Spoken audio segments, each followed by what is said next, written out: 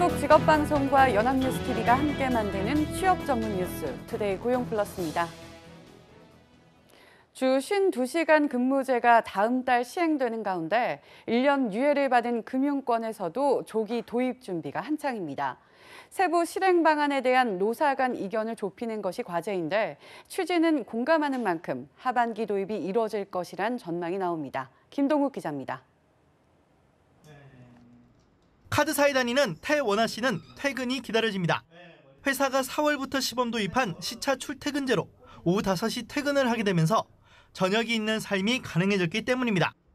KB국민카드는 하반기 중 주 52시간 근무를 도입하고 해당 제도를 전 직원에게 적용할 예정입니다. 평상시에 듣고 싶었던 학원 수강도 할 수 있고 좀 자기 개발을 할 수 있는 기회가 된 것 같아서 생활에 새로운 활력을 주는 것 같습니다. 좀 긍정적으로 업무에 임할 수 있게 된 것 같아서 좋은 영향을 받은 것 같습니다. 금융업은 주 52시간 근무 도입 시기를 내년 7월로 유예받았습니다. 하지만 김영주 고용노동부 장관이 조기 도입을 주문한 이후 업계는 분주하게 움직이고 있습니다. 교보생명과 메리츠화재, 삼성카드 등 일부 이금융권이 조기 도입을 결정했거나 검토 중입니다. 은행권은 노사 산별 교섭을 통해 논의가 이루어지고 있는데 가장 큰 쟁점은 탄력 적용과 예외 인정 범위를 어디까지 둘지 여부입니다. IT 관련 부서와 공항 지점 등 특수 직군은 당장 도입이 어렵고 특정 시기에 일이 몰리는 경우도 있기 때문입니다. 한 금융권 관계자는 고용노동부 가이드라인이 명확하지 않아 노사가 실행 방안을 조율하는 데 어려운 측면이 있다고 설명했습니다. 하지만 조기 도입 필요성에 대해서는 노사 모두 공감하고 있는 만큼 이견을 좁혀 하반기 중에는 도입이 될 것이란 전망이 나옵니다. 연합뉴스TV 김동욱입니다. 올해 상반기 중소기업 생산직의 직종별 하루치 급여가 지난해보다 올랐습니다. 중소기업 중앙회가 지난 3월 117개 직종의 업체 1,200곳을 대상으로 조사한 결과 하루치 급여는 평균 87,177원으로 지난해 78,014원보다 11.7% 늘었습니다. 직종별로는 CAD 설계사, 전기기사 등의 1급이 12만 원대로 평균을 웃돈 반면 식품 제조원, 방직기 조작원 등이 7만 4천 원대로 평균에 못 미쳤습니다. 이번 조사는 제조 원가를 계산할 때 노무비 산정의 기초 자료가 되는 것으로 발표된 1급은 15일부터 적용됩니다. 아르바이트생 4명 가운데 3명은 올해 법정 최저임금 인상으로 실제 급여가 오른 것으로 조사됐습니다. 아르바이트 포털 알바몬에 따르면 최근 아르바이트생 2천여 명을 대상으로 최저임금 인상 후라는 주제로 설문한 결과 지난해에 이어 올해도 아르바이트를 하고 있는 조사 대상 1,600여 명 중 76%는 급여가 올랐다고 답했습니다. 지난해와 같다는 응답은 19%였고 5.3%는 오히려 시급이 줄었다고 밝혔습니다. 한편 응답자 54%는 시간당 7,530원의 법정 최저시급을 받고 있다고 답했고 42%는 최저시급보다 많이 받는다고 답했습니다. 미국 중앙은행인 연방준비제도가 기준금리를 0.25%포인트 인상했습니다. 지난 3월에 이어 두 번째인데요. 이미 역전된 한미 간 정책 금리의 폭은 더욱 커졌습니다. 연방준비제도는 올해에만 2차례 더 금리를 인상할 것으로 보입니다. 워싱턴에서 이승우 특파원입니다. 미국 중앙은행인 연방준비제도가 기준금리인 연방기금금리를 기존 1.5에서 1.75%에서 1.75에서 2.0%로 0.25%포인트 인상했습니다. 미 연준은 현지 시간으로 13일 연방공개시장위원회 정례회의를 통해 이런 내용의 기준금리 인상안을 확정해 발표했습니다. 연준의 이번 금리 인상은 올해 들어 두 번째로 지난 3월 이후 석 달 만입니다. The recent inflation data have been encouraging, but after many years of inflation below our objective, we do not want to declare victory. 특히 연준은 올 하반기 기준금리를 2차례 더 인상하며 올해에만 모두 4차례까지 올릴 가능성을 시사해 세계 금융시장이 적지 않은 영향을 받을 것으로 보입니다. 신흥국 시장은 금리 상승 여파로 자본 유출이 발생할 수 있고 부채와 재정 적자에 시달리는 취약 국가들은 금융위기에 처할 수도 있습니다. 당장 한미 간 정책 금리 격차도 이번 인상으로 상단 기준 0.25%포인트에서 0.5%포인트로 더욱 벌어지게 됐습니다. 현재 한국은행 기준금리는 1.5%로 지난 3월 미국의 금리 인상에 따라 10년 7개월 만에 미국 기준금리보다 낮아진 상황입니다. 미 연준은 다만 내년 기준금리 인상 횟수를 기존 전망대로 3차례로 유지했습니다. 워싱턴에서 연합뉴스 이승우입니다. 미국 연방준비제도의 기준금리 인상으로 미국 금리가 10년 만에 2%대로 진입했습니다. 제롬 파월 연준 의장은 미국 경제가 잘 돌아가고 있다고 평가했는데요. 6월 위기설에 휩싸인 신흥시장의 긴장감이 커질 것으로 보입니다. 워싱턴에서 이준서 특파원입니다. 미국 연방준비제도가 기준금리를 0.25%포인트 인상하면서 미국 기준금리 상단이 2008년 금융위기 이후로 10년 만에 2%대에 진입했습니다. 당장 6월 위기설에 휩싸인 신흥시장의 긴장감이 커질 것으로 보입니다. 달러 강세와 맞물려 상대적으로 고금리인 미국 시장으로 자금 이탈이 본격화하면 신흥시장이 직격탄을 맞을 수 있기 때문입니다. 연준은 특히 올해 하반기에도 2차례 추가 인상을 예고하면서 금리는 당분간 가파른 상승세를 이어갈 것으로 보입니다. 연준은 내년도 금리 인상 횟수를 3차례로 유지하고 2020년엔 2차례, 3차례로 조정했습니다. 중기적으로는 6차례 금리 인상이 가능하다는 분석입니다. 0.25%포인트씩 인상을 가정하면 2020년 말에는 미국의 기준금리가 최고 3.5%까지 높아질 수 있다는 추정이 가능합니다. 연준이 통화 긴축의 속도를 높이고 있는 것은 물가와 경기에 대한 자신감이 반영된 것으로 해석됩니다. The main takeaway is that the economy is doing very well. Most people who want to find jobs are finding them, and unemployment and inflation are low. 경제 매체 CNBC는 이번 연방공개시장위원회 성명은 불과 320단어로 간결했고 몇몇 문구들은 낙관적인 뉘앙스로 수정됐다고 평가했습니다. 워싱턴에서 연합뉴스 이준서입니다. 미국 연방준비제도의 기준금리 인상에 대해 정부는 시장에 미치는 영향은 제한적일 것으로 평가했습니다. 정부는 14일 서울 명동은행회관에서 고영권 기획재정부 1차관 주재로 거시경제금융회의를 열어 미국 금리 인상의 영향과 대응 방안을 논의하며 이같이 밝혔습니다. 고 차관은 74개월 연속 경상수지 흑자와 풍부한 외환 보유고 등 대외 건전성이 견고하다는 점을 강조하며 국내에 큰 영향이 없을 것이라고 강조했습니다. 다만 정부는 미 연준의 2차례 추가 금리 인상이 예상됨에 따라 채권시장 안정펀드 등을 통해 불안 요소에 대비할 방침입니다.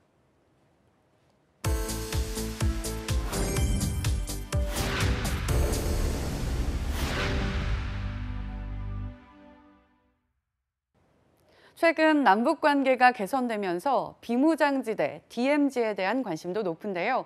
DMZ의 101종의 멸종위기 생물과 6,000종에 이르는 야생생물이 서식하는 것으로 파악됐습니다. 김종성 기자가 전해드립니다. 2개의 뿔이 난 한 동물이 유유자적하며 숲속을 거닙니다.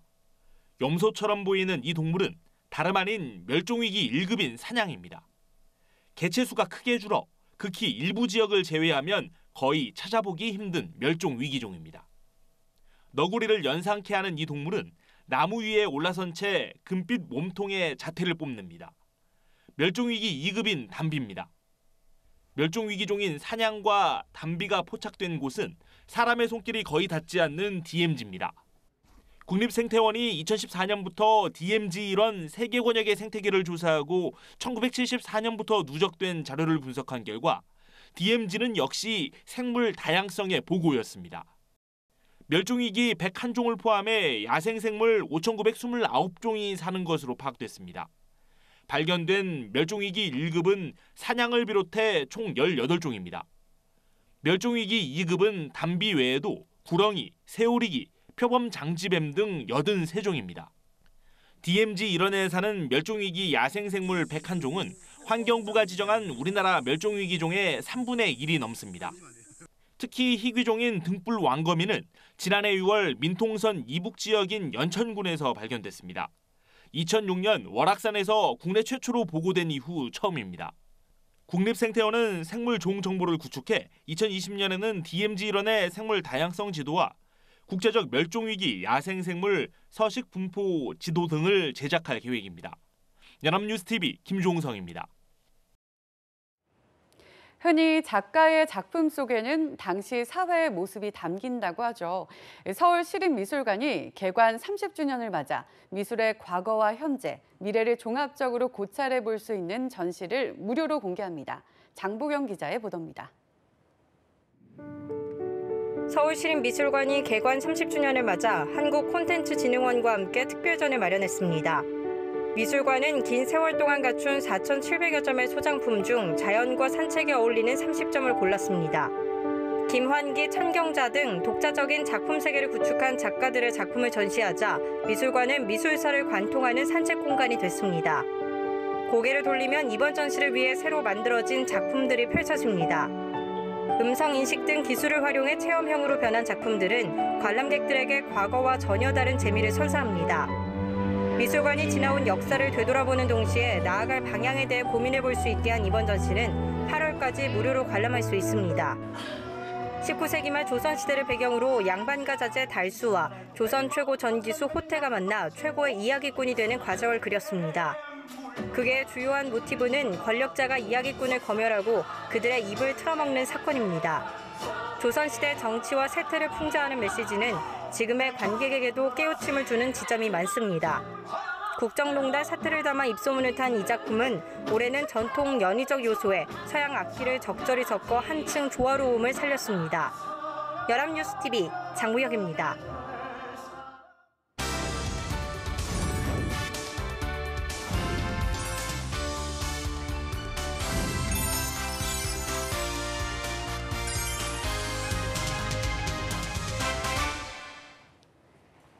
사회적으로 핫한 이슈를 키워드로 알아보는 핫 키워드 시간입니다. 안치홍 아나운서 안녕하세요. 안녕하세요.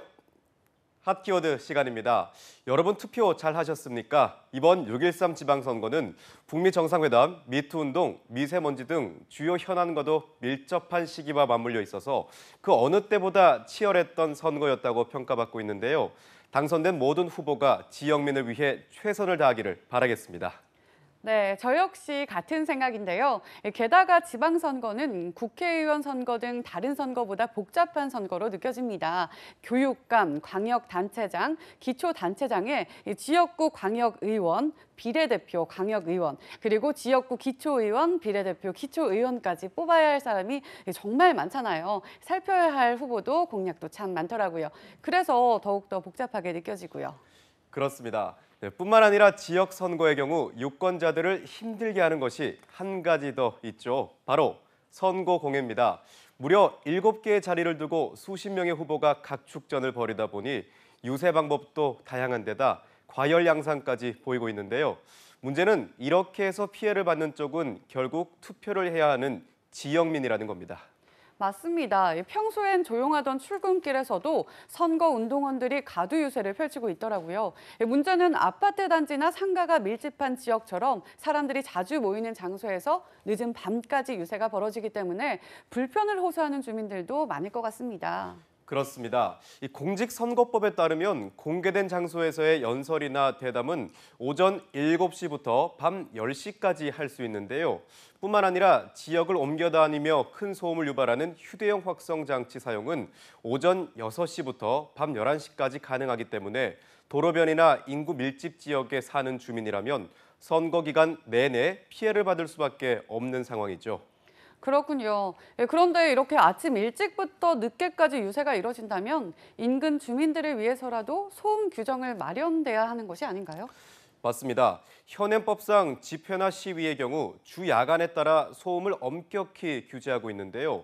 주거 지역과 학교, 병원 등은 주간은 65데시벨, 야간은 60데시벨로 제한하고 있습니다. 그런데 선거운동에 펼쳐지는 유세는 집회나 시위에 적용되지 않아서 제한 규정이나 처벌 규정도 마련되어 있지 않은 상황입니다. 따라서 이로 인한 민원이 들어와서 경찰이 출동해도 선거운동원이나 유세 차량의 스피커 소리를 줄여달라고 권고하는 권한밖에 행사할 수 없다고 합니다. 그렇군요. 게다가 유세 차량의 경우 시야를 확보하기 위해 교차로 갓길에 주차를 하거나 불법 차선 변경도 잦은데요. 이 때문에 통행에 방해받는 건 물론이고 교통사고까지 우려가 되더라고요. 네, 그렇습니다. 이 같은 아찔한 상황이 매 선거 때마다 반복되고 있는데요. 공직선거법을 저촉하지 않은 범위 내의 선거운동은 법령에 의한 정당 행위로서 경범죄 처벌법 적용도 불가하기 때문에 이 역시 경고 조치를 하는 것 외에는 큰 해결책이 없는 상황이라고 합니다. 네, 정말 안타깝습니다. 이 지역민을 위한 후보를 뽑는 선거인데 오히려 지역민에게 피해를 주며 유세 활동을 벌이고 있는 거잖아요. 뿐만 아니라 제가 가장 크게 놀랐던 건 제 전화번호를 관계자에게 알려준 적도 없는데 다수의 후보에게서 선거 홍보 문자가 왔다는 거였습니다. 네, 저 역시 제 지역구뿐만 아니라 심지어 다른 지역구의 후보에게서까지 홍보 문자가 와서 정말 많이 놀라고 또 한편으론 제 개인정보가 노출된 것 같아서 많이 불쾌했는데요. 아마 많은 분들이 이번 선거 기간 동안 비슷한 경험을 했을 거라고 생각합니다. 실제로 한국인터넷진흥원에 따르면 118 사이버 민원센터에 접수된 선거 홍보 문자에 대한 개인정보 침해 상담 건수는 선거운동이 본격적으로 시작된 5월 31일부터 6월 8일까지 9일 동안 무려 7,932건으로 조사됐다고 합니다. 특히 사전투표 전일과 당일인 7일과 8일 사이 시간당 350콜 이상이 접수됐을 정도로 선거 홍보 문자와 관련한 개인정보 침해 상담 문의가 급증했다고 합니다. 네, 저뿐만 아니라 정말 많은 분들이 불편을 느꼈던 거였군요. 그런데 이번 지방선거 때 특히 이런 문자가 많이 왔던 것 같습니다. 특별한 이유가 있을까요? 네, 현행 공직선거법에선 후보자가 한 번에 다수에게 문자를 보내 선거운동을 할 수 있도록 허용하고 있는데요. 이 자동 전송 프로그램이나 어플리케이션을 통해 한꺼번에 대량 문자를 발송할 수 있도록 이 방법은 횟수만 제한받을 뿐이지 한 번에 1명이든 100만 명이든 대상자 수에 대한 규제가 없다는 맹점이 존재합니다. 그런데 지난해 2월부터 전송 문자 허용 횟수가 후보 한 명당 5회에서 8회까지 늘어나면서 이번 선거 기간에 피해가 더 속출했던 거죠. 그렇군요. 그런데 문제는 제 개인정보가 어떻게 노출됐길래 이 같은 문자가 오냐는 거죠. 어떻게 이 같은 일이 가능한 건가요? 네, 유세 기간이 2주밖에 되지 않기 때문에 후보들은 미처 대면하지 못한 유권자들에게도 자신을 알리기 위해서 문자 메시지 홍보를 하게 되는데요. 이를 위해 일부 캠프에서는 유권자들의 연락처를 최대한 많이 확보하기 위한 편법, 불법적인 방법을 쓰는 경우도 있다고 합니다. 가령 동네 마트나 지역 내 각종 동호회, 노인정, 어린이집 등을 돌며 연락처를 구하거나 심한 경우에는 선거운동원들이 아파트 주차장을 돌며 자동차에 써진 비상연락처를 적어오는 경우까지 발생하고 있다고 하는데요. 문제는 개인정보보호법 제58조에서 언론, 종교단체, 정당이 각각 취재 보도, 선교, 선거 입후보자 추천 등 고유 목적을 달성하기 위해서 수집, 이용하는 개인정보의 경우엔 이 법 적용에 예외를 둔다는 규정을 두고 있어서 신고가 들어와도 처벌할 수 있는 방법이 애매하다는 것에 있습니다. 결국 현행법상으론 유권자들에게 돌아오는 선거 기간 동안 선거 공해에서 결코 보호받을 수 없다는 뜻이 됩니다. 그렇군요. 결국 자신을 위한 지역 일꾼을 뽑는 자리로 인해 2주 내내 선거 공해에 시달릴 수밖에 없다는 사실이 참 안타깝습니다. 당선이라는 목표를 위해 지역민들에게 큰 불편을 겪게 한 후보라면 설사 당선이 되었더라도 성실한 일꾼으로서 지역을 위해 일할 수 있을까요? 다음 선거에선 꼭 이 점을 유념하시고 투표하시기 바랍니다. 지금까지 핫키워드 안치홍 아나운서였습니다. 고맙습니다. 고맙습니다. 지금까지 투데이 고용플러스였습니다. 오늘 저희가 준비한 내용은 여기까지입니다. 함께해 주신 여러분 고맙습니다.